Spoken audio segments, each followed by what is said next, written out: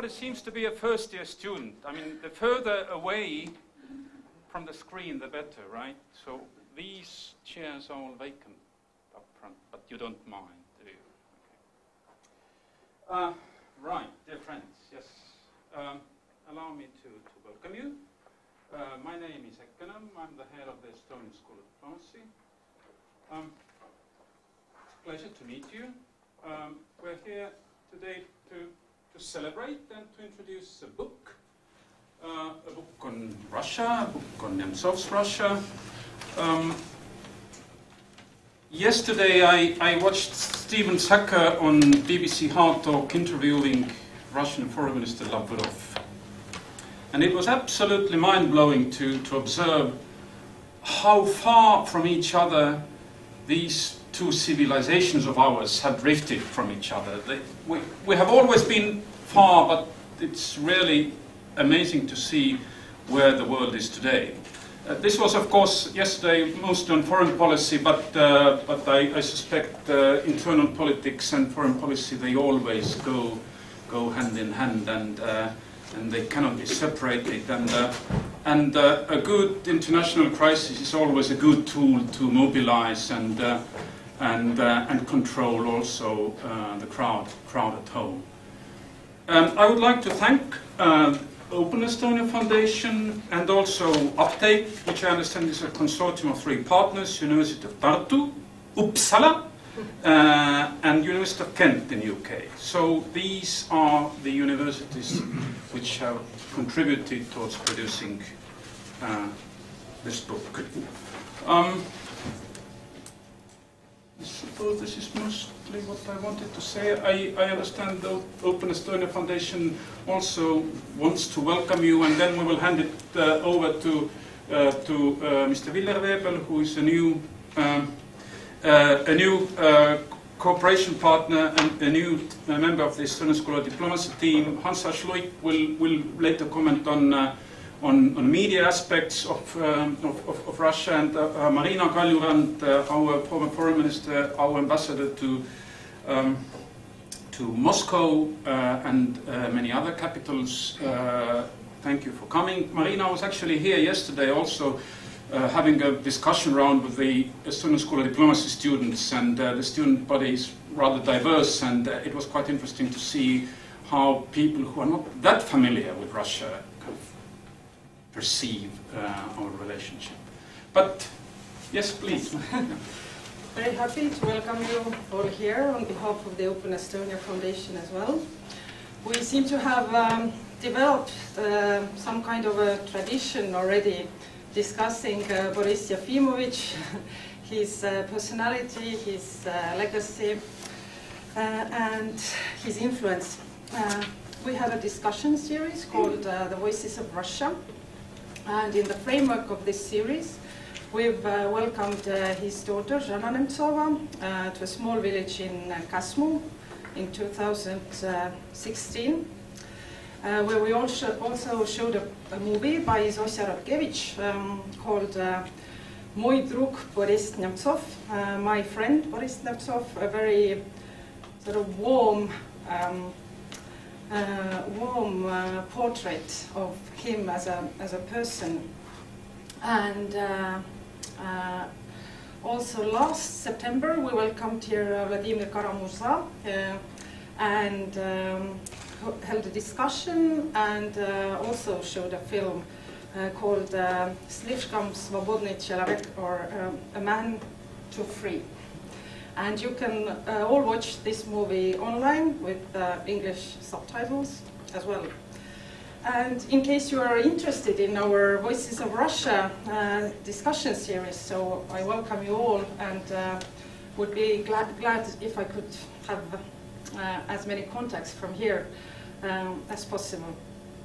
And now I will give the floor to the panelists, and hoping we will have a very interesting discussion. Thank you. I will make the changes. We will have microphones. They don't they don't do anything for you. They just for the recording. So everybody who will say something, please do it to the microphone. Then the ones who's getting our stream will listen as well.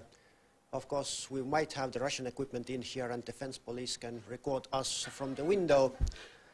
So there is alternative sources for their sound as well.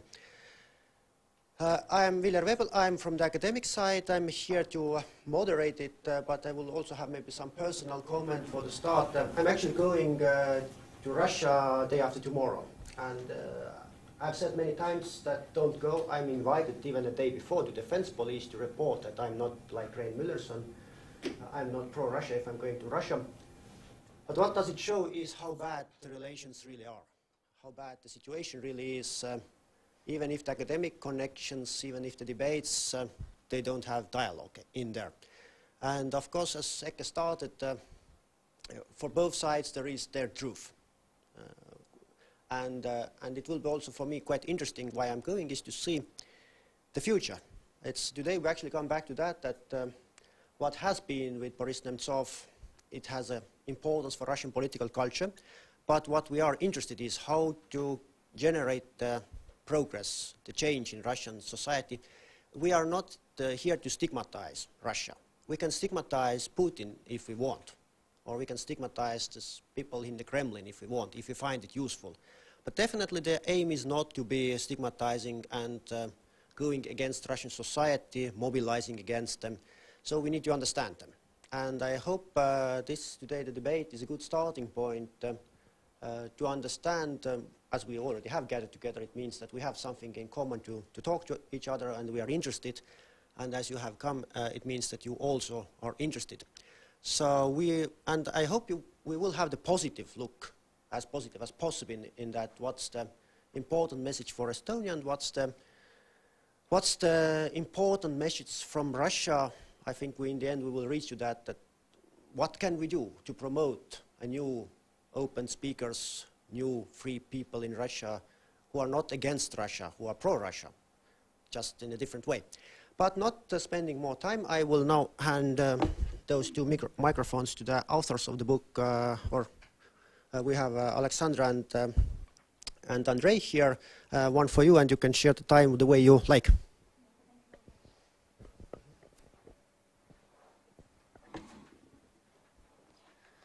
First of all, thank you very much for inviting us to present our co-edited book. We have a brilliant authors who have written, I think, very interesting chapters about Boris Nemtsov, and this book not just a kind of political book, but we try to look at his career in terms of academic investigation or academic perspectives. And of course, the death of Nemtsov, of his talented, passionate and charismatic patriot, shocked the liberal and progressive community in Russia. And for Nemtsov supporters, his assassination was clearly politically motivated, and it explains why it was so strongly resonates in people's hearts and minds. And unfortunately, tragically, Nemtsov joins the long list of political dissidents who were killed in Russia over the past 2 decades, including Anna Politkovskaya, Stanislav Markelov, Natalia Estemirova, and many others.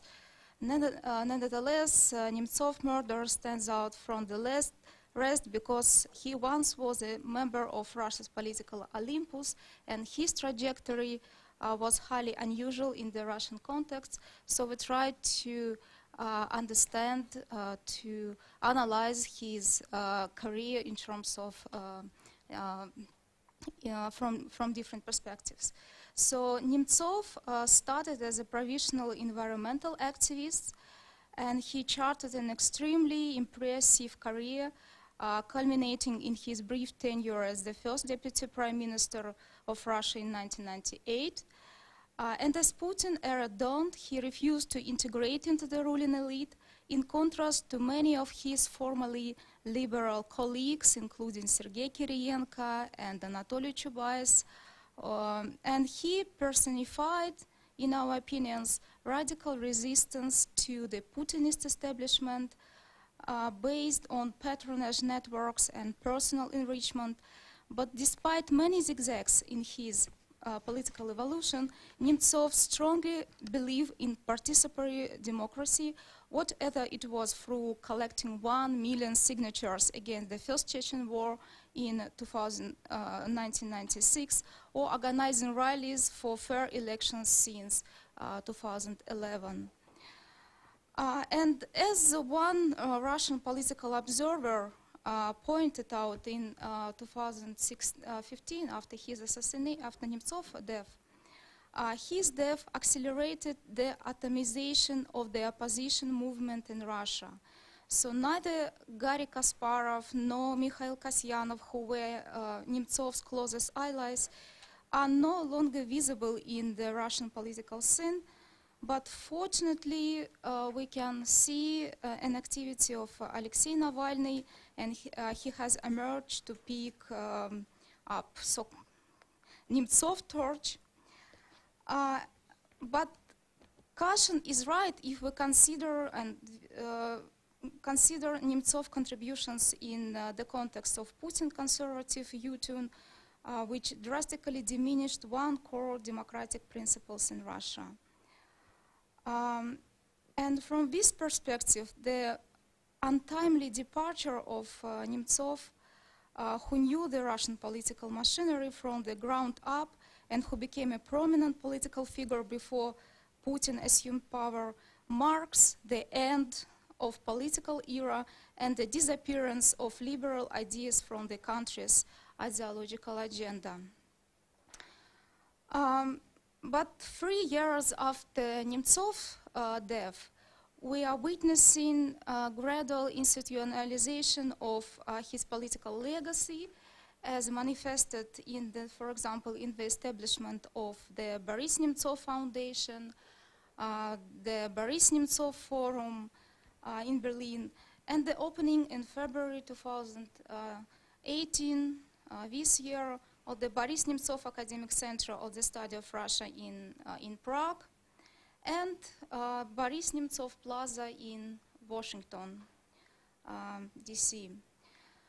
What we try to tell in this book, we do not trying to make a political statement, and this book rather is an attempt to academically conceptualize the life and the activities of Boris Nemtsov as a phenomenon representing 2 eras in Russia's post-Soviet development, Boris Yeltsin's volatile 1990s and Vladimir Putin's illiberal backlash.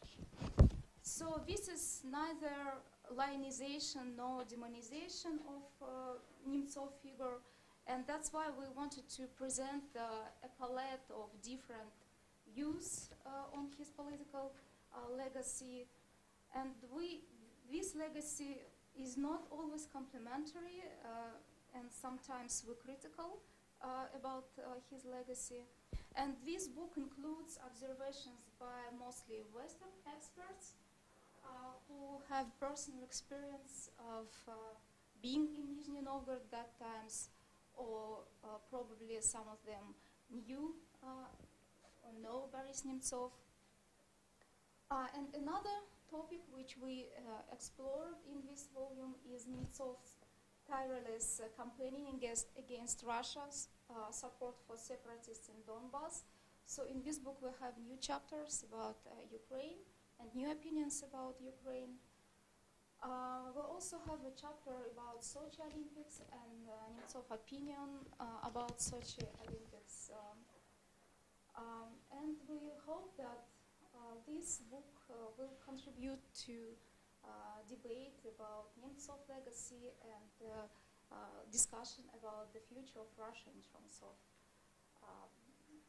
democratic development. Okay, in my 5-6 minutes, I will just very briefly continue what Alexander started to say about the book, which we have co-edited. And again, this is a co-edited volume, which means that we invited a group of our colleagues whom we know personally, and basically are these people who used to have some personal experience of either studying the city of Nizhny Novgorod or the Union of Right-Wing Forces, the SPS party, or being directly in touch with Boris Nemtsov, either in Nizhny Novgorod or in Moscow. And our initial, how shall I say, incentive was deeply emotional, because what happened with the assassination was a big shocking event to many of us. But then we started to think that the weight and the scope of Nemtsov's political personality deserves kind of academic discourse, academic narrative. And we started thinking in this direction, whether it's possible to tell a story about Boris Nemtsov as one of key politicians in Russia since the regaining of independence, in academic terms, as a part of the evolution of Russia and all those ups and downs and U-turns that Russia experienced since 1991. And that was the initial design of the book, the final language that would be, well, relatively neutral ideologically and politically, but in the meantime very close to the empirical reality, with a very strong emphasis on academic research. And that explains, by the way, the subtitle of the book, Power and Resistance. So we're trying to demonstrate, and we try to portray Nemtsov as someone who was deeply embedded in the structure of Russian political institution in the 1990s, and who was even considered as one of potential successors of Yeltsin on the one hand. But on the other hand, as Alexandra mentioned, he was in fact one of the few political figures that intentionally rejected to be part of the new Putin's regime. Well, hypothetically, I can imagine that he could easily plug in or fit into this regime, as many of his former colleagues did, and some of these names have been already listed here. But in this sense, Nemtsov is unique, a unique embodiment or personification of the power of resistance to the regime. When I mentioned Nizhny Novgorod and his governorship, of course, in this book there is a slight touch of nostalgia about 1990s, and I cannot hide this, even with all my intention to be more academic rather than emotionally involved in this analysis. But I think it's a political issue, because our, if I may say so, our reading in our understanding of the 1990s drastically differs from, let's say, the official interpretation, the official discourse, in which the 1990s is usually portrayed as the time of trouble, the time of disorder, and the lack of institutional coherence, and the times that we would better forget than celebrate. Our interpretation is different, because the 1990s was part of the newly acquired freedom, and that's also part of our analysis. I think another important element of this book is our, I would say, interpretation, our journey in different concepts that we have used. And one of them is freedom, in fact. I mean, it's very simple, but I think it's very meaningful. And I think it's not incidental that the Boris Nemtsov Foundation has its subtitled Foundation for Freedom. And that's exactly what comes with this political momentum that was very strong in what Nemtsov has done, being one of key oppositional figures. He had a very different understanding of freedom. And I think this is also an important element of our narrative, because when it comes to Putin's Russia, freedom is usually associated with the freedom of hands in foreign policy, freedom to misbehave, freedom to disregard the existing legal norms, etc. And many people in Russia, unfortunately, would tend to equate freedom with exactly what Russia does internationally, including Ukraine, including Syria, etc. For Nemtsov, freedom was a political category in a completely different way. It was a freedom to challenge the dominant truth, in plural. It was a freedom to raise the most important issues publicly, and he was definitely one of few, I would say, 100% public politicians in Russia, in a very technocratic Russia, in a very sorry for this academic jargon, post-political and post-ideological Russia. It was one of few agents of politicization, one of those catalysts that was always associated with political agenda. And if we keep in mind his reports, at least two reports, one was about the Sochi Olympics, and the second was about the war in Ukraine. We'll see that from today's perspective, if we reread these reports, these documents, these analytical papers, well, we'll see that they are very, how should I say, topical. They maintain and they keep their intellectual rigor, and they're not absolute in any meaningful way. So in this sense, again, just to summarize briefly, our story about Nemtsov is in fact a story about Russia from the beginning of 1990s through the transition period and to the mature Putinism. And I think that's one of possible contributions to the way how can we analyze Russia as an object of our interest without antagonizing, as Wheeler mentioned, and probably approaching to a better understanding of not only of the way how elite thinks, but also understanding the logic of resistance to power. Thank you very much. Thank you, Andrei. I think you already touched that very nicely. Why should the audience read the book? But before we go more back to the book, we go back a bit to the history, to Marina Kaljuran, who has been Estonian ambassador in Russian Federation and also a former Minister of Foreign Affairs. So open your memories related to Boris Nemtsov and Russia in that time when you were working there. Well, thank you. First of all, it's a real... Is it on? Yeah? It's just recording. It's for recording. First of all, it's a real pleasure to be here. Thank you so much for inviting me. And I'd like to congratulate Andrei and Alexandra for your great and terrific work. I saw the PDF file. I haven't read it all, but there are long flights, so it's a good book to read on long flights. And Andrei told me about the book a year ago when he was in the process of writing, and I can say that I was exciting. I didn't know what to wait from that, but finally it's here, and I'm sure that you've done a great job, and congratulations are in place. Boris Nemtsov, I can't say that we were close friends. We were not. But we met for a couple of times. As an ambassador in Russia, well, if you're posted as an ambassador to a country, you have all your official visits, you work with all the official channels, but you also try to meet as many people as possible. You try to meet people from opposition, people from academia, people from different institutions. And I can tell you that during my years from 2005 to 2008, which were pretty tricky and difficult years in our bilateral relations, I was not much received by official Russia. I was much more received by people with whom we were sitting in the kitchens, still in the kitchens, people whom I visited in Peredelkino, which is a region of summer cottages, and we had great discussions. So with Boris, for me, when I first met him, he was a mixture of JFK and George Clooney. Very charismatic. At some point, I lost track of his wives, because every time I met him, he had a new wife, or at least he presented a new wife. I lost track of the number of his kids. I still don't know how many children he had. 4.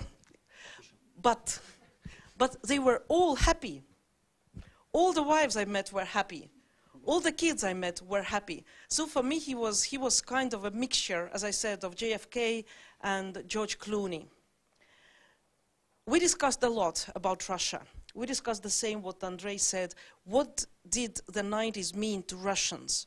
I agree that for some people it was freedom, it was new breathing, but what I heard in the kitchens and in Peredelkina was still lots of confusion.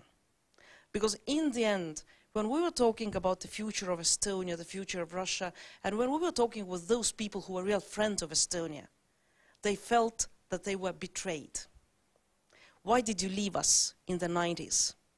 Why did you go? Why did you go to restore your statehood or to build up your country? Why didn't you stay with us? Why didn't you let us form a new union or a new form of cooperation, whatever? It was the feeling of betrayal, because everybody won with the dissolution of the Soviet Union, with the exception of Russia and Russians. We won self-esteem, we won our statehood, we regained our independence. Russians felt that they were left alone. And also when I discussed with them the 90s, the word they used the most was the word bardak. Shops were empty, salaries were sometimes paid, sometimes not. Hospitals were not very operational, were not very good. That's the 90s. And when I was asking Russian people, are you happy with your life in Russia? Many of them said no. But when I asked, are you ready to change something? The answer was also no. My last meeting in Moscow with Boris Nemtsov was on the last day of my posting to Moscow. I had a group of friends visiting me. We had a tour in Moscow. We were having lots of fun. And the last place we went to was, do you know the restaurant high up? I think it's the Academy of Sciences. They have a restaurant very high up so that you can see the whole Moscow. I was sitting there with my friends. In Vorobyovy Gory, up there. But I don't remember the name of the restaurant. We were sitting there with friends. We were discussing about the 3 years in Moscow, and suddenly Boris approached us. And he said that, guys, I'm here with a boring delegation from one of the old European states. I'm not going to say the name of the state. It wasn't Sweden. And so, it's so boring. Again, I have to tell them everything. I'd rather join you. So he left the delegation from a very prominent European country somewhere, and he spent the evening with us. What he told me during this evening, if those of you who remember 2005, 6, 7, I was depicted as a fascist, yeah? The center of Moscow had my posters that had my photo, and it was saying, «Разыскивается посол фашистского государства». And Boris told me that he was watching those posters with his friends. And then he listened to what I said on Echo Moskvы. And when I was allowed to say a sentence or two on Vremya, which wasn't on air, but which was pre-recorded, his friend said, «Да не похожа она на фашистку. Она выглядит как домохозяйка и говорит как мы». She doesn't look like a fascist. She looks like a desperate housewife, and she speaks Russian. So that was the reaction. That was reaction from Boris. Later, we met at the Lennart Meri conference, always. He was present. It was an event where we met, if not more frequently than once a year. And with his friends, Vladimir Karamurza, we were meeting all the time in Washington, D.C., because Russian people and Russian opposition, they're so close to us. We know them all. We know them all. And we meet them pretty often. Lennart Meri conference, other events, other discussions. So for me, Boris was an interesting personality. He was a person who really cared about his country, who really worried about his country, who dedicated his life to his country, but he did it in a nice way. He wasn't a martyr. He wasn't a martyr. He wasn't. He was doing it with his heart, with his soul, with his family, but he was doing it in a nice way. So what can I wish? I can wish more people like Boris Nemtsov to every country, but with happy end. That's something that I don't wish to anybody, not even to their enemies. I'll stop here. Thank you. Thank you, Marina. Now I will hand over to Hans Luik. Hans has been reading the book since we announced the event, and he will let us know his emotions and connections with Boris Nemtsov. So, floor is yours. Yes, I cannot compare myself with my schoolmate Marina. Of course, I have not been shaking hands. I have been meeting Boris Nemtsov while Mart Laar was celebrating his 50th birthday. Must have been then 8 years ago. Carl Bildt was here. at a hotel conference room. And also Boris Nemtsov was there, and I might say that as Mart Laar and Carl Bildt were still active politicians. Mart Laar was a defense minister of Republic of Estonia those days. And they were talking, they were talking freely, they were talking emotionally. It was a jubilee, so what you do, you celebrate. As at the same time, Boris Nemtsov seemed to be a little bit let down. He was nostalgic. I cannot agree more with Andrei Makarchev in what he said about the times of brave freedom fight, or the feeling of freedom turning at a certain point to feelings of fear. He was not fearful, of course not. He still looked brave, but he was looking back. He was nostalgic about the times when him and Mart Laar had been meeting. Of course, he was being encouraged by Carl Bildt, but it was still very evident that he had the feeling of being left out of the playground, left alone. And I had the same type of quite sad emotion which I saw in the eyes of Zhana Nemtsova when 5 years later, at the event, by the way, of Voices of Russia at Kasmu, we had the chance of seeing the film, my drug Boris Nemtsov, and Boris's daughter was there with a short presentation, and I was able to approach Zhana, and all I asked is, whom do you see currently in Russia being the heir of your father, being the one to inherit this strong position of a would-be opposition leader? And I was waiting for names, whether it be Navalny, whether it be even Garry Kasparov, whether it be even Ksenia Sobchak. Well, Ksenia was not so active in politics those days, but there was no answer in this sense. She told me that all Russian opposition is embodying my father, my father's will, my father's political ideals. So she didn't have anybody particular to name. I don't know why was that, but I didn't see any confidence, any self-confidence. And how would you expect somebody to be very self-confident if her father has been killed in this very brutal way without too much explanation? I mean, if you look at the official explanations and even unofficial explanations of the deaths of Anna Politkovskaya and Boris Nemtsov, it's all some shadowy hints to Chechens, somebody hinting that somebody might have thought that he pays Putin a favor, Putin saying at an open radio program that we didn't want it to go so serious, death was not what we intended, something like that. I mean, scary things. You think about Russia, you think about Democrats, you think about Caucasus, and you think that how on the earth could a Democrat try to rule this this huge nation full of different fractions, different religions, nowadays also full of hatred. Lots of questions. And here I like very much, Alexandra and Andrei, what you've been doing. In the opening word, you sort of try to project into our days what Boris Nemtsov would be encouraging us to do.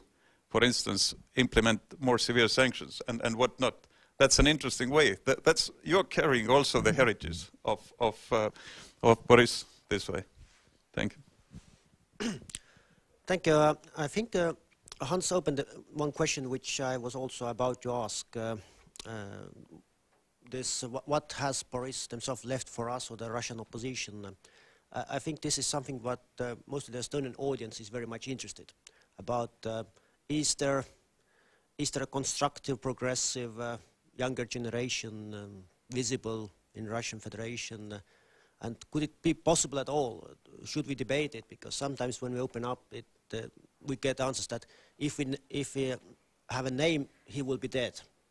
Like this approach that all the previous ones who have been nominated have not enjoyed prosperous and healthy life. So maybe Andrei and Alexandra, can you tell us a bit about what Hans started, the heritage of Nemtsov in Russian thinking? Can you be member of opposition still being fighting for Russia, not against Russia, but for Russia? Well, I can say just maybe a few words, and Alexander can continue. Well, first of all, since I'm from Nizhny Novgorod, the home city of Boris Nemtsov, well, I think he left a lot to the region and to the city. First of all, the very opening of the city that was closed, I mean 1.5 million, a city that for decades have not seen a single foreigner in its territory, a city that was renamed, and the proper name was returned due to Boris Nemtsov. And the city that opened up not only politically to the world, but also culturally and socially. So this is definitely a legacy for this specific region. When it comes to the federal level, federal politics in Russia, I think his major contribution was about the very ability to uncover the hidden mechanisms of power of Putin's regime that were not visible, let's say, for ordinary people, or were intentionally hidden or somehow suppressed or erased from, let's say, the public gaze. One of the best examples is his, I would say, counter-narrative about the Sochi Olympics, not as something glorious and something related to Russian soft power, etc., but basically as a story of mismanagement, profligacy, and well, I would say even shame to the country. And what we see after the Sochi, I mean, the doping scandal, it's just a continuation of the same logic of the state-sponsored huge mega events, tremendously expensive, but ultimately, how should I say, not necessarily augmenting Russian soft power, but sometimes the other way around.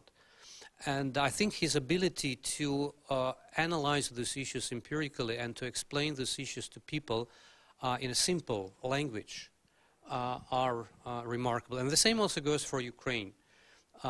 When the annexation of Crimea took place and the war in Donbass started, well, I would say 99% of the Russian information space was under the sway of one single discourse, a very, I would say, imperial, very so-called national patriotic, etc., etc. His point was different. So his ability to formulate, to articulate the counter position, the different view, are, I think, in my view, the most important elements of his legacy. And again, years after, we see that his analysis was 100% correct. Yes, Alexandra? I think that probably the most important advantage of his legacy was his belief in politics, in a real politics, in a real struggle, in a real contestation, in participation with people in protest, and he tried to convince people to come on streets and express their opinions. And in this sense, he was a real leader, and he really participated in real politics. And he also, you probably know, spent some time with Navalny in one room in a jail. So I can say that probably Navalny is the future Russian leader in terms of Russian politics. But Navalny has his own way, and his way is not the same like Boris Nemtsov, because Boris Nemtsov was a political figure. He tried to be involved somehow in politics, and Navalny tries to come into politics starting from the scratch, and it's a little bit different way.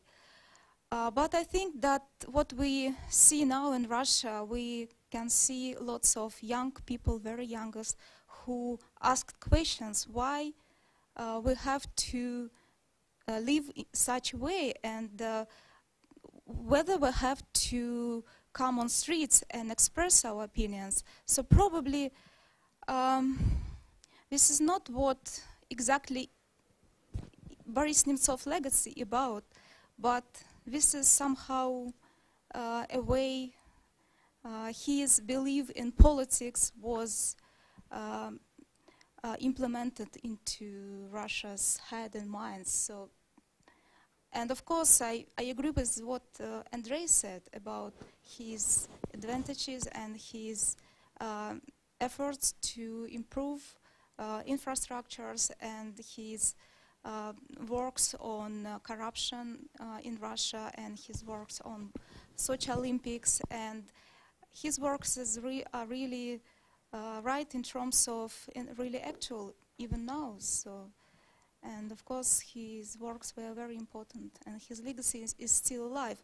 And probably the second important thing, that his death was the catalyst for I would say consolidation of Russian opposition abroad.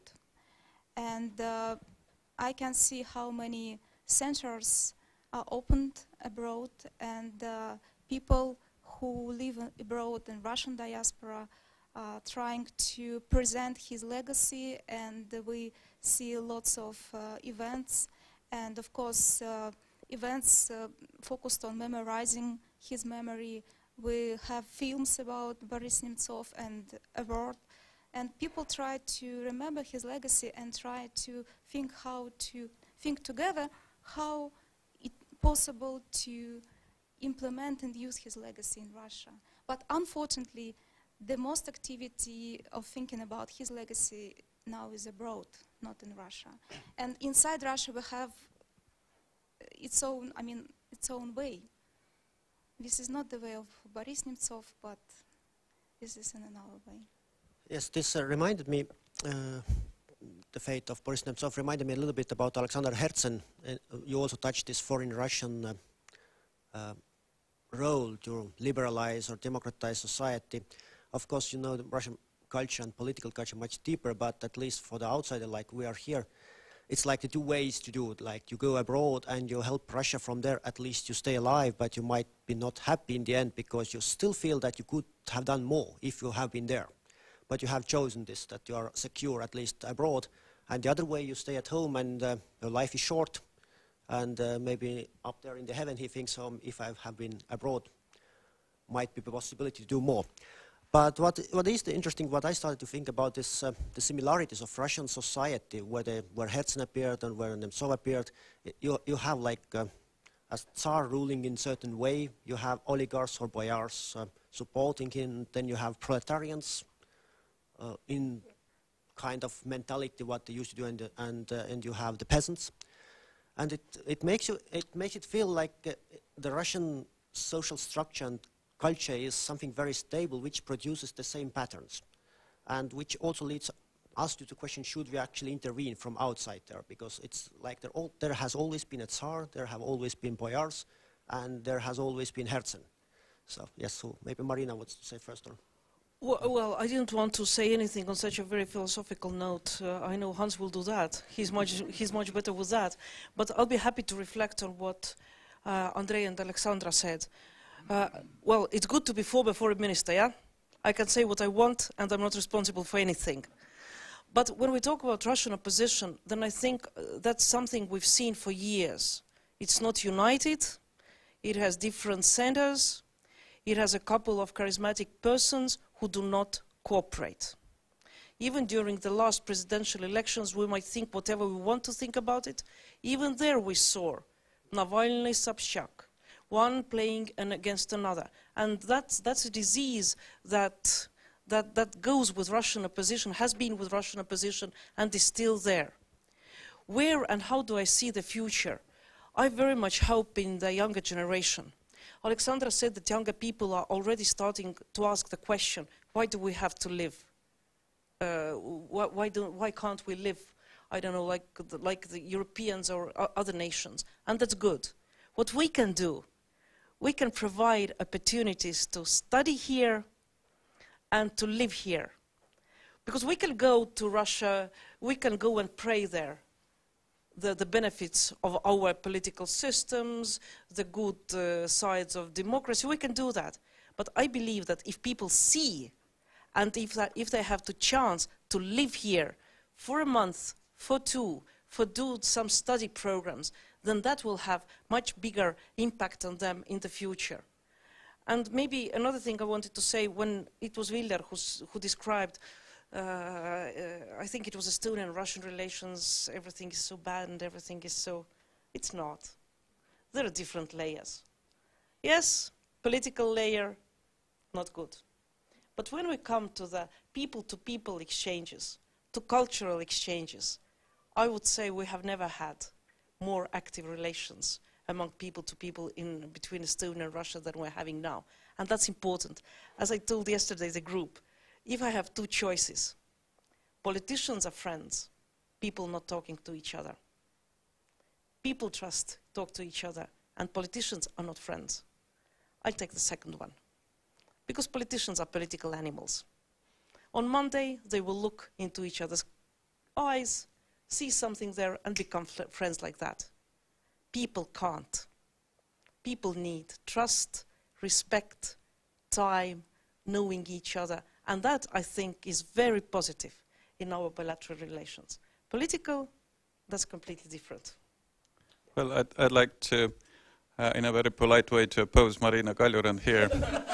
So, see, yes, people, contacts, travel, what's so bad about it? Now and then Europeans think that, yes, Russians do quite a bit of traveling, but they go into alpine resorts, they go into Cyprus, they don't go into our enterprises, into European schools. They don't get to know the democratic way to lead enterprises, to make decisions. Yes, but you can bring people over, show them around. At the same time, we had our own Russian population for here, for generations, and you get a bigger concentration of Putinists among our Russian voters who vote at the Russian embassy than you get in big Russian cities. They've been here for a long time, freely available education, jobs. They are Putinists. So what you see actually is that the type of fear and the type of brainwash, it's so efficient. So there's an old saying, you know, if you're a hammer, every problem seems like a nail, and if you're a media man, every solution is in media. So what would the West have to do differently? Where was the action point where the West missed it? It was when the patterns of the autocratic regime of nowadays, the militant autocratic regime, before Crimea, where the patterns were being set, was a process which began during the time Boris Nemtsov was assassinated, the process of forcing out the so-called foreign agents, the NGOs and foreign media. And what I observed, particularly large English Scandinavian companies like the Modern Times Group, which had a gorgeous TV station in Moscow, or the Financial Times, or the Sanoma Corporation, which is a big one, Helsinki being the only city in the north, by the way, where the quality paper in its circulation dominates above, you know, yellow press. A good corporation. They didn't raise a wave of protest. They didn't make démarches. They didn't have their journalists stopping, you know, like it happens in Russia today, now and then in America and Spain, where the reporter just drops the papers and tells that what's happening now is intimidation. We don't want this. You cannot shut down free press. And why was this? I had the chance of asking this last Friday from the editor-in-chief, Kaius Niemi of Helsinki Sanomat. Why didn't you raise a big wave of shouting, protest, diplomatic notes, whatnot?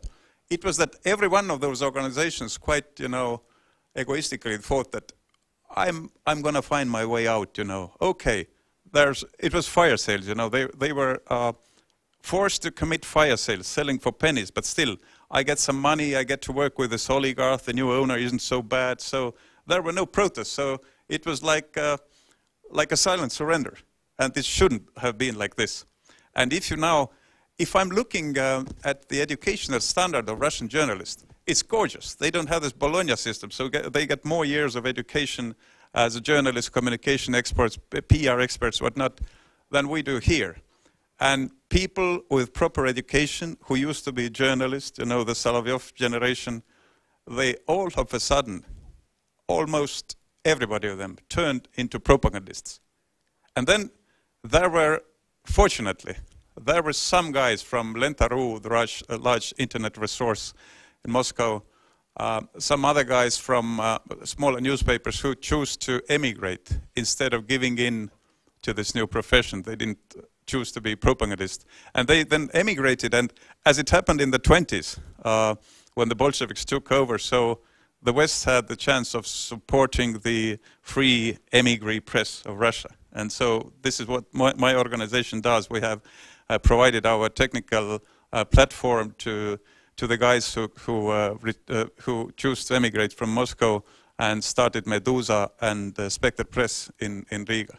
So, but I think this was a cowardly, a quite cowardly act to everybody just trying to mind one's own business, to save their own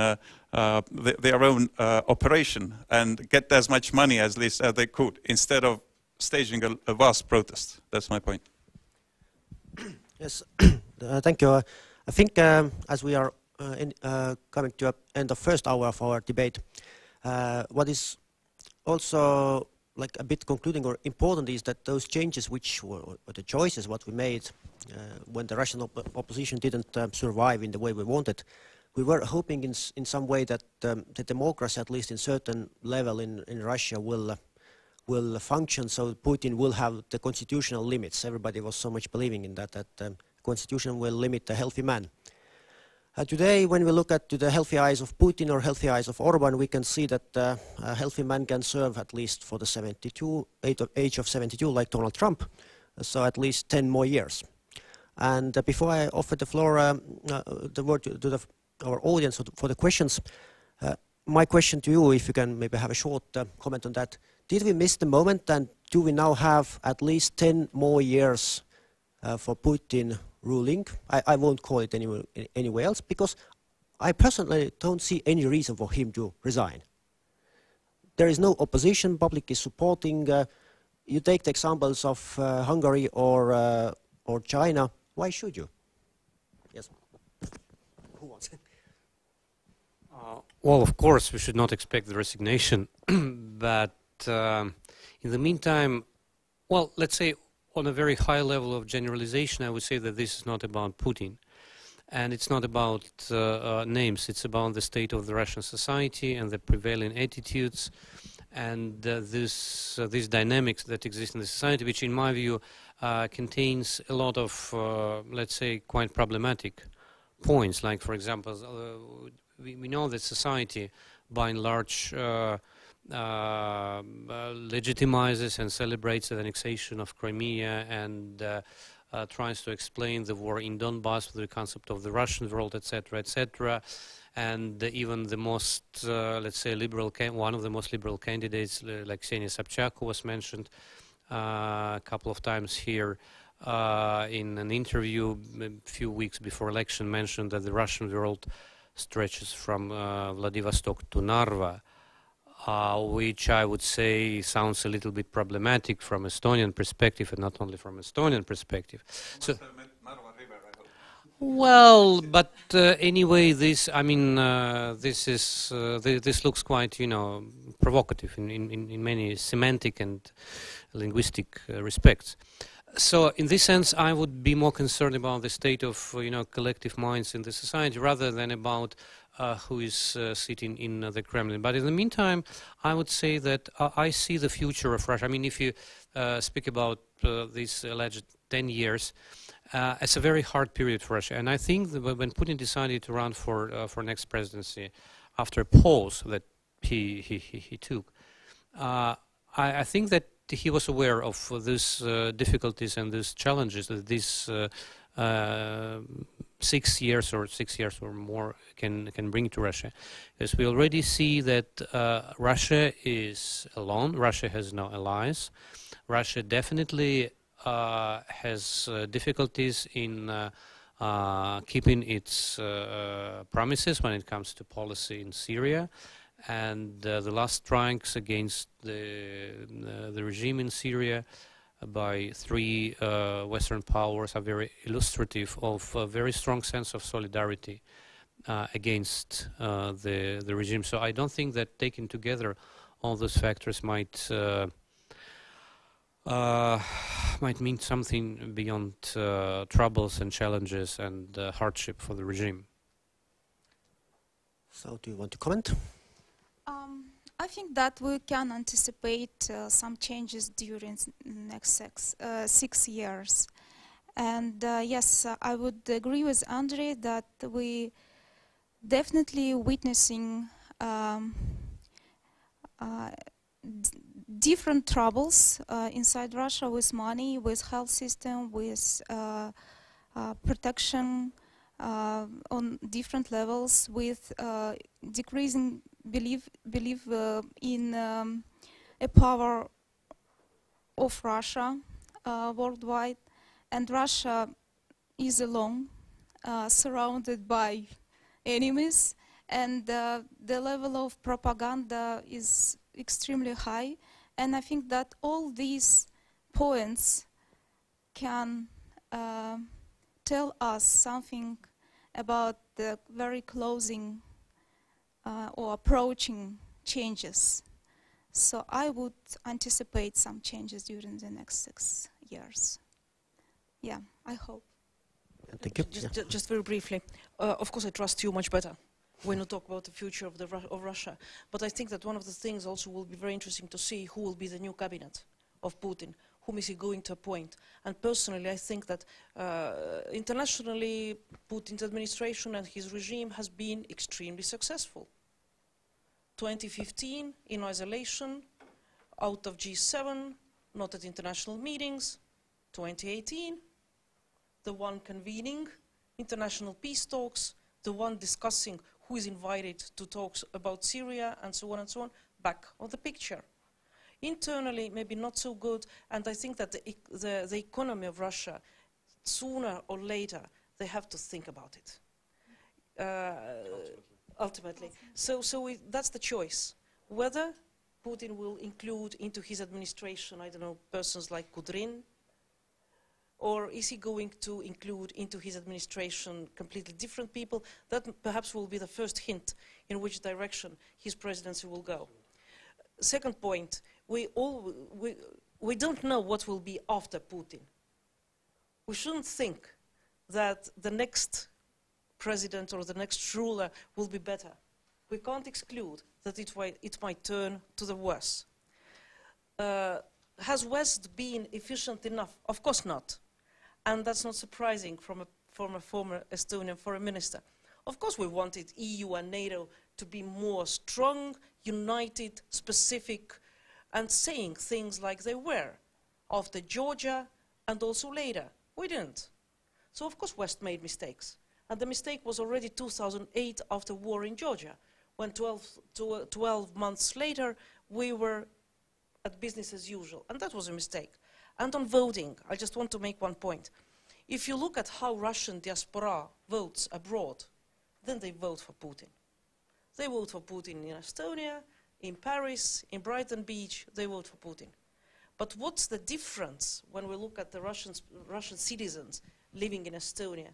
They don't want Putin to come here and protect their rights. And that's a huge difference. They vote Putin for Russians in Russia. And they are happy for things happening in Russia. They think that Crimea was the right thing to do. But when the next question is, do you want to be Estonian Crimea? Do you want Putin regime to come here to Narva and protect your rights? No, no, no, no. We are happy here, we are good here, but those people there, they have to live with Putin. Thank you. Now I will offer the opportunity for you to ask questions or have a short comments. If you have had your personal experiences with Boris Nemtsov or you have some interesting story to tell us, feel free. But with questions and comments, try to be precise and address the question to somebody from the panel.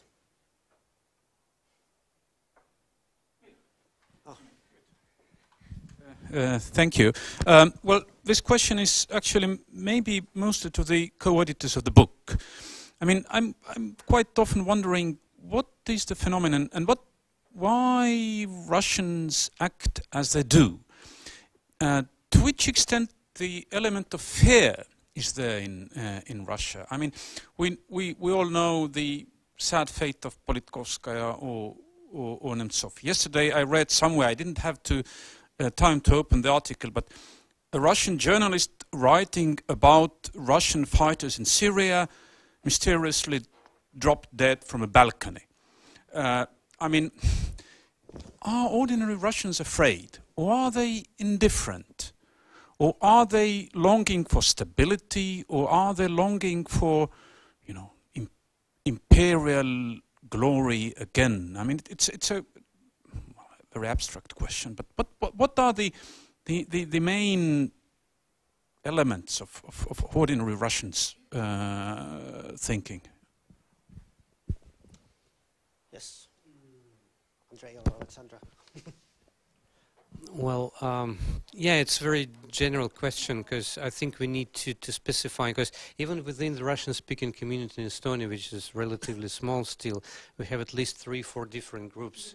Even more, I mean, according to sociological data. So it's not that homogeneous, it's not that unified, and it's very diverse, and they have their own, you know, bitter discussions within this group. Sometimes it's visible in the media, sometimes it's just known because people are aware of that. When it comes to Russia, of course, yeah. Well, I think the fear is one of the instruments of the regime, and by regime I don't mean some specific institution like administration of president or etc. By the regime I mean the whole structure of power that exists in Russia, that is sustained by multiple institutions or non-institutional practices.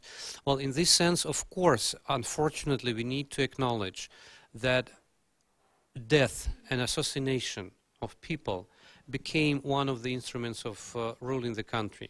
I'm not saying that there is one single center in this sense, but the fact that assassination became routine for many years already, and we can give all those names of people who suddenly or not that unexpectedly lost their lives. So in this sense, yes, it's one of the power instrument. The fear, well, I think it's exactly a type of fear that existed in the Soviet Union in the 30s and later with the Stalinist repressions, because I think many people would tend to think that, yes, we know that some strange things happen, but they do not affect me personally. It's not in my backyard. It's not about my family. And the fear is sometimes very abstract, but it does exist. I haven't read anything more or less, you know, kind of analytical about that.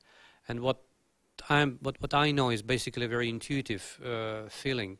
But definitely that's one. But it's very, I would say, poorly articulated fear. It just exists in the society, and people can feel that without recognizing that this fear is something that you need to somehow deal with as a political problem.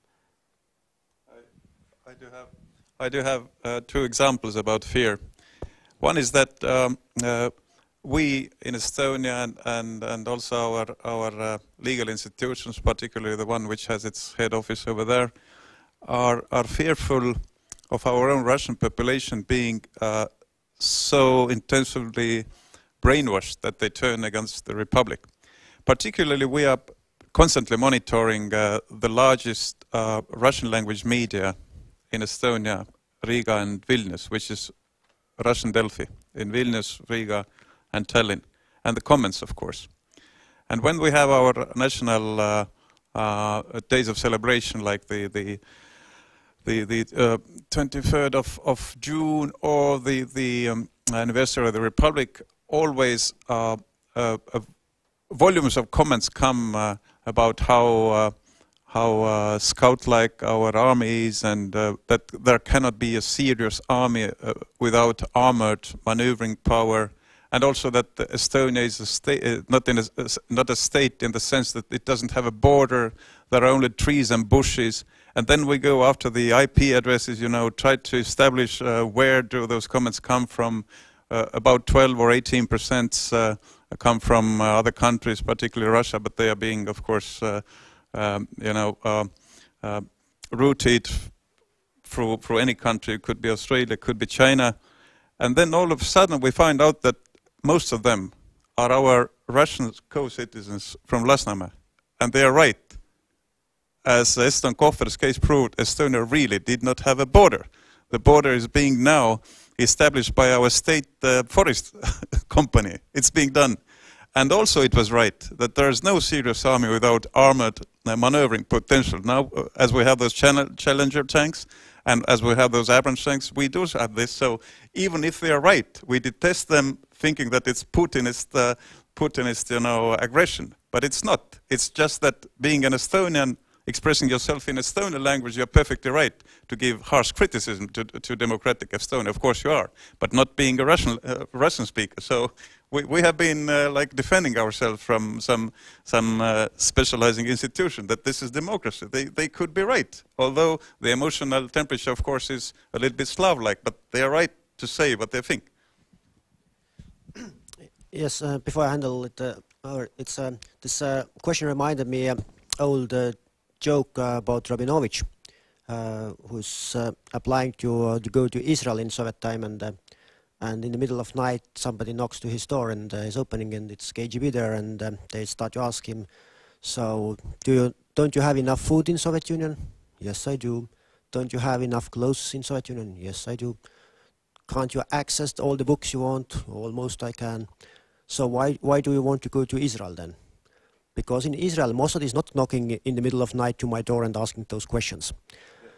So I think this is a bit what I have been sensing also in Russia when visiting it lately and debating with the Russians as well. For example, we used to have some partners from St. Petersburg University, and last time they actually didn't want to meet with us. It was strange. They said we don't have we don't have intelligence aim with you, but we don't want to be seen with you because we want to be seen as loyal academics for our country. And they didn't come to the meeting. They said we have sometimes orders from the ranked or the uniformed men outside the university. It is understandable. But it was very interesting that there is now this kind of rejecting the Western connections because those might leave for you like bad taste, and you won't get promoted because you have friends abroad. And the other thing, what was interesting, I read from the news in summer was about the Russian comics. Actually, it's Armenian guy who is playing this in Russia, this construction guy. You all know this, Ravchan. Yeah. So he was giving some show in I think in Artek or somewhere, and was very loyal to the regime. And when he was asked, why do you do that? You used to be quite critical about Sochi Olympics and everything else. He said, I need to make living. It's not anything about ideological. It's my job just, and this is what I can do. I make my living. And I think this is quite often what, the answer to Eka's question is that you're not being openly harassed there, but you just don't get any money from the regime because there are no others who can pay for you. And the same is with scientific publications quite often, that the Russians now move, I think Andrei knows it also quite nicely, that the Russians tend to have their own journals where they publish their own ideas, they have their own narratives and paradigms, and they don't even want to go to the international journals that much because they can't show those articles which would be accepted by the Taylor and Francis. The style needs to be different, and you're sensed like you're not their own. So it's and this I'm really feeling not happy, because I think this is not working for us, not working for Russia, that we are not in the same academic space, for example. So they're having their own journal in Kaliningrad, and we are having our own journal in Tartu, but we never exchange the views. We even very often don't read. So we don't know even if they say Гиберная война, whatever, we don't know what it means. It's for them. We say hybrid warfare, they don't understand, because we have a different meaning for that. And so I hope actually this in very human level, like Marina said, can work out in a way, because We sometimes make the problem bigger than it is, and we sometimes see the problem bigger than it is. In usual human level, it's very often not as problematic at all. Alexandra, would you like to comment? I would say that there are no fears, but kind of feelings like threats in Russia. And there is a level of anxious in the country. And probably people feel like be betrayed or be offended by the West. And in terms of anticipating violence by the state or by the state institutions, there is a pattern which is reproduced since the Stalinist regime. So people are anticipating kind of violence that could be imposed from the top, and they are living in such a way. So they have such feelings. And yes, they have kind of threats, and they feel like kind of threats because of their heads are brainwashed very, very well. But at the same time, I think that since they have these attitudes which were imposed by propaganda, they are not so strong in terms of embeddedness. So they just have this now, but then this attitude could be changed because of another idea promoted by propaganda. So, but probably the most important thing that people anticipate violence by the state in Russia. There is not a kind of anticipating threats coming from outside, but just inside. This is the most important. Well, I think this word anticipation is quite powerful. What came to my mind is just a recent picture that I have seen in the social media from the St. Petersburg underground metro. It was a poster, a quotation from Dostoevsky that that says that you can put in jail every Russian for 10 years. You can do that, and he or she would internally agree with this imprisonment because he knows that there are some reasons for that. End of quotation. And you can imagine that if it comes as a poster in a public space, of course it's not a threat. It's just kind of a message. And you can read this message, just a nice quotation from a famous Russian novelist with no political meaning, but you can have a completely different political reading of that. So in this sense, I think it's, the technology of manipulating with, these messages, I think it's quite sophisticated.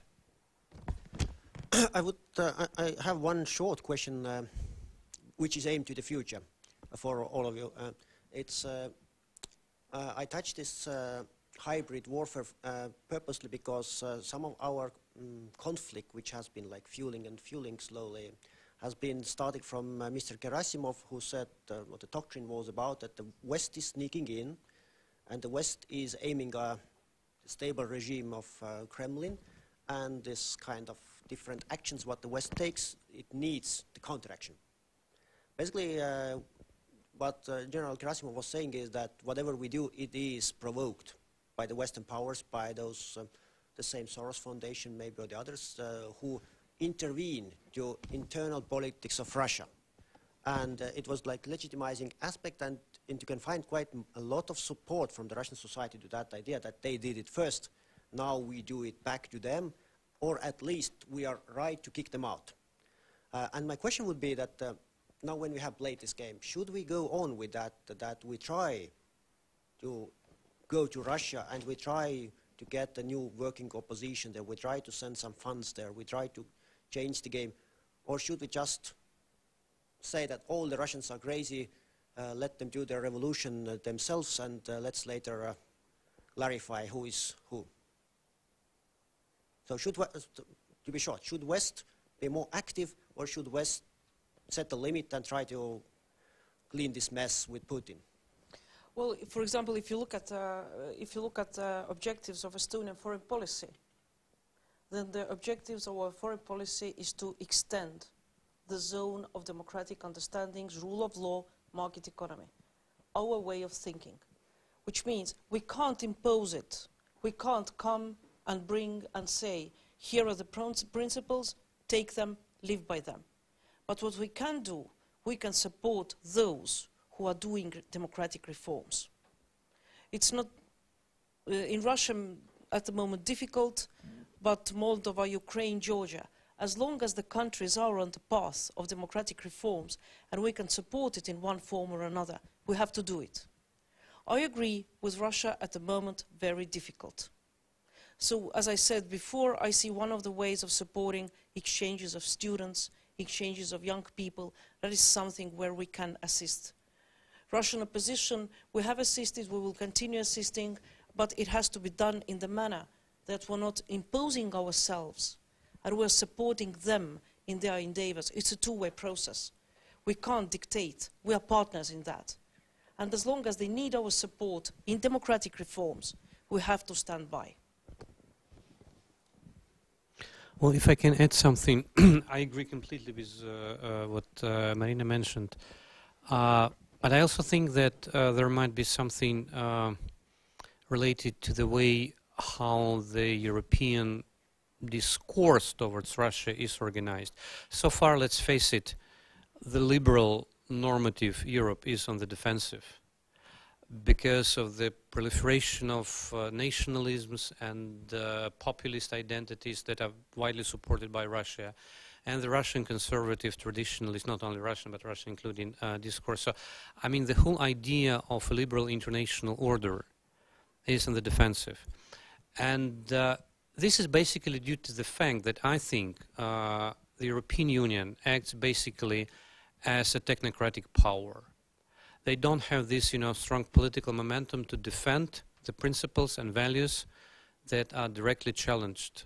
Well, internally, we know that, again, let's face it, but also externally. So in this sense, I think that since the European Union and specific EU member states, they fund numerous projects in which Russian scholars and Russian journalists participate. So my point would be that the West needs to change the discourse.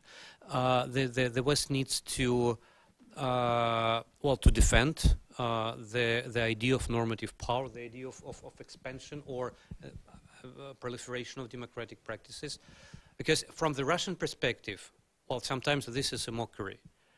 This is something they do not accept. They think that the West is basically pretending to be normative while being deeply realist, etc.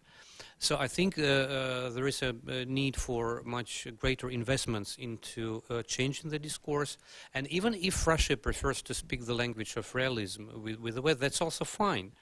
Because I think in the language of realism, there is an ample space for saying from the West to Russia that what Russia does in Ukraine and in other places, it's just against Russian national interests. It's just against, material foundations of Russian statehood and nationhood. So, I mean, whatever language Russia prefers, the West should have an answer to that. And that's how the common space of, can be filled with meaning. Because if there is no content, if there is no discourse, all these numerous meetings could be just empty in meaning, I guess. Yes, I had this when you were talking about how do we connect. I reminded the old Soviet movie Ivan Vasilievich Menyat Professio, where the Tsar was meeting the Swedish delegation, and it is all very much loved in Russian media. I think this understanding how the West performs the dancing act, and then Ivan Vasilievich is stealing the diamond from or whatever, how it ended up. The advisor was stealing the diamond from the ambassador. But I think it reminded me that how the both sides are seeing the communication from the other side, and I think we're almost getting to that we meet so rare in the practical delegation level that maybe Marina is more happy with that she can meet the Russians, but in academic level it's not that often that we can go to Russia. Nobody wants to finance it, unfortunately. Well, if I might say a word, it's very easy to predict what I say, because to my mind the answer is, of course, media. And I have seen, paradoxically, when a very witty previous Moscow journalist, Anton Lysakov, he was starting his pretty sophisticated internet portal called Spectre.press in Riga, he applied for grant from the Brits. Of course, Brits were very happy to provide the grant, which happened just before the Brexit vote. And then after this, Brits are not interested because they don't have so much interest in Europe anymore. They claim that they are discontinuing this thing. And debunking Russian ideological news, analyzing what Putin has promised during previous elections and what has really happened to the pensions, economical freedom, creating one's own Russian patents and so on. This is very important. As well as to my mind, the incredible power of threatening, of course, patriotism. We need to analyze what's happening in Russian media, and we see particularly the same patterns happening in Czech Republic and Hungary. People think that they have to be patriotic. Partly they are not willing to lose their job, but Moscow, St. Petersburg, they even don't have unemployment worth mentioning. So I had the same experience and that you had, Viljar. This summer we approached some professors and students at Petersburg University, and the aim was to have a study made with our grants provided of state-owned media, of not the Kiselyovs and Solovyovs, but the second level of producers who find some dead baby and claim the death on Bandera fascists from Ukraine, for instance, or who claim that the Russian ruble is the best currency in the world, and so on, and to then make debunking. And we wanted a panel of questions to be asked from the journalists and well, the would-be journalists, but real propagandists of Kremlin. And this offer was kindly being accepted. And after some time, we started to receive emails that it's very hard to find people to question, and the funds are insufficient, that at last they don't want to do it at all. And then we found out that one of the most wittiest professors who was being suggested as a cooperation partner by our own emigre Russians here was actually by himself not doing science in communications at all, although he's working for the communication faculty, but he is observing the abstract drama of the 20s, which is not very dangerous to observe, and that's what they do at the communication department of St. Petersburg. I was deeply sad to have this experience, but we will of course go on and we'll find the ways, interviewing, making a psychological portrait of a national warrior, a patriot, journalist, propagandist. So, thank you. Does anybody have any question? Yes, we can have one, yes. School of Diplomacy. When I'm hearing you talking, it's the same talks goes for other developing countries also, like Tunisia, Morocco, Algeria, and other countries. Don't you think that the democratic principles that you have cannot be, for the European, of course, it cannot be imported for other countries? The people can decide for themselves. Boris' opposition, maybe he was very welcomed by the West and the US, and maybe supported.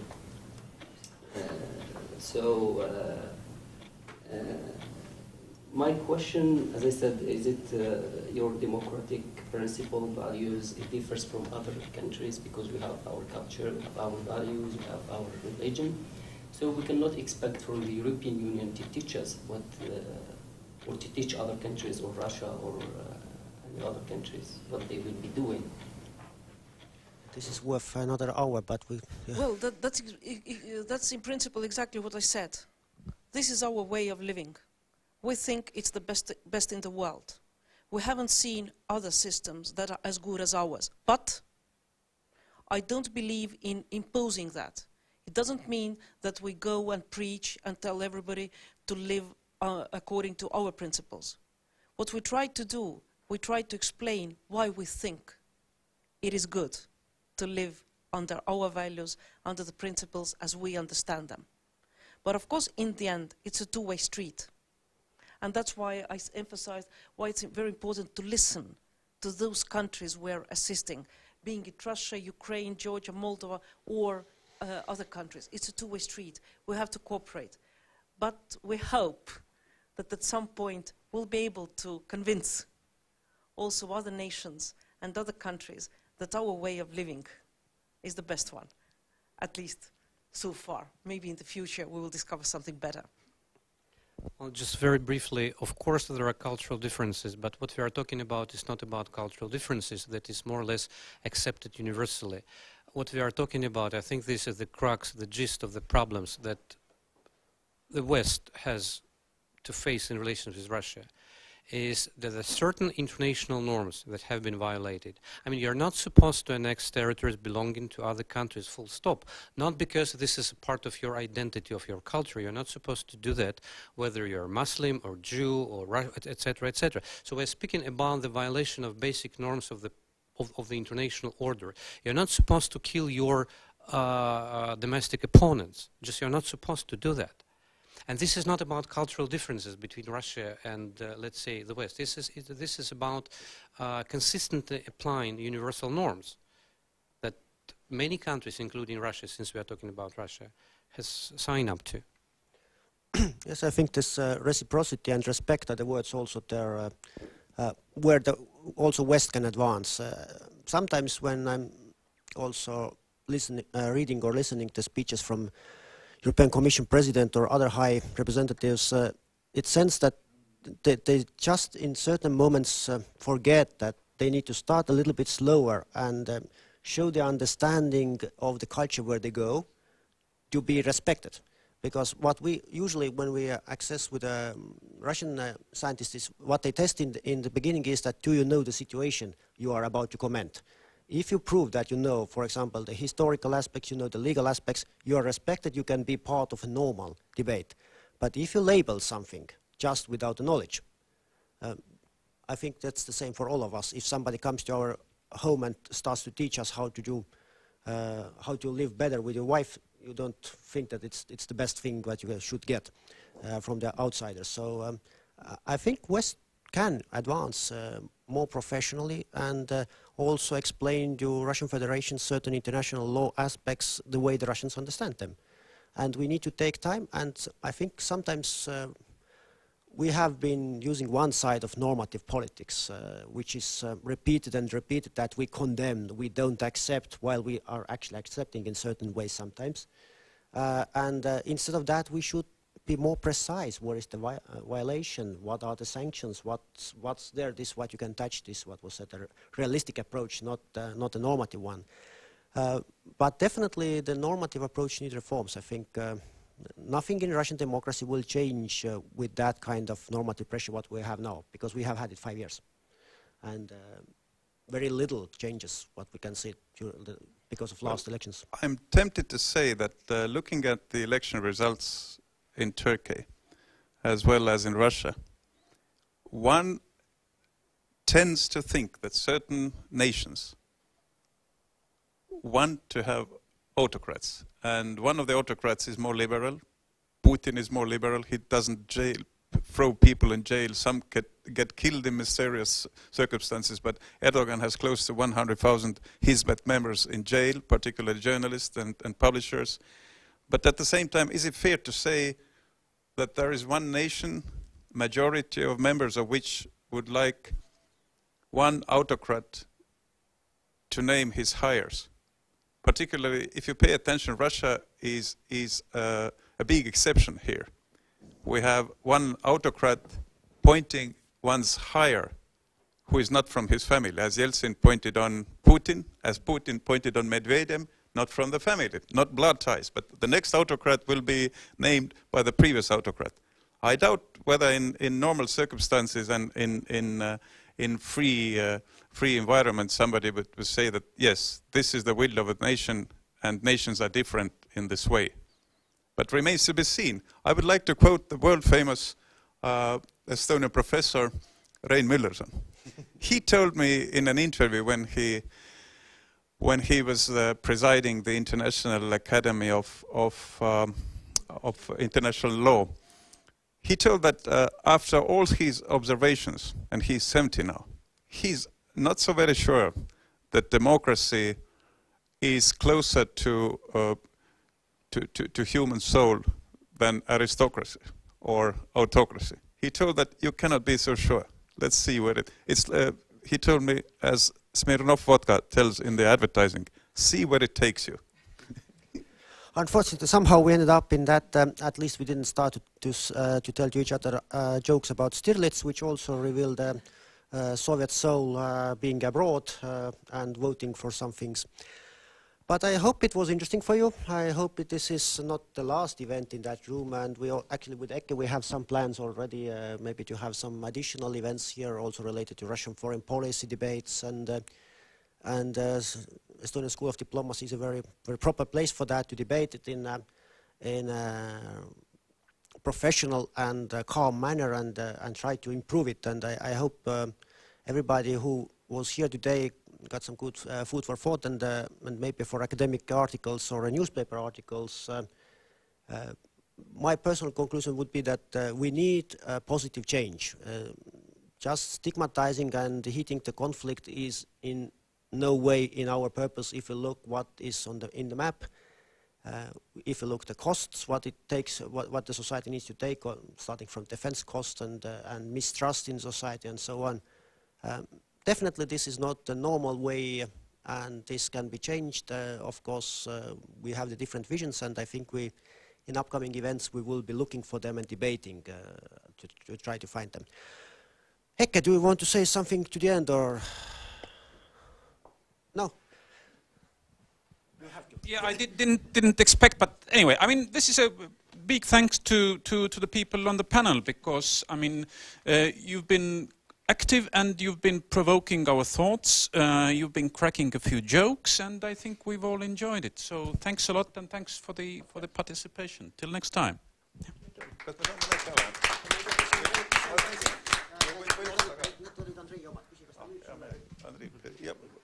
I can buy it. I can buy it. Hans wants the one copy. Yes. Yes. For friends, it's Anyway. I have just 5 copies altogether.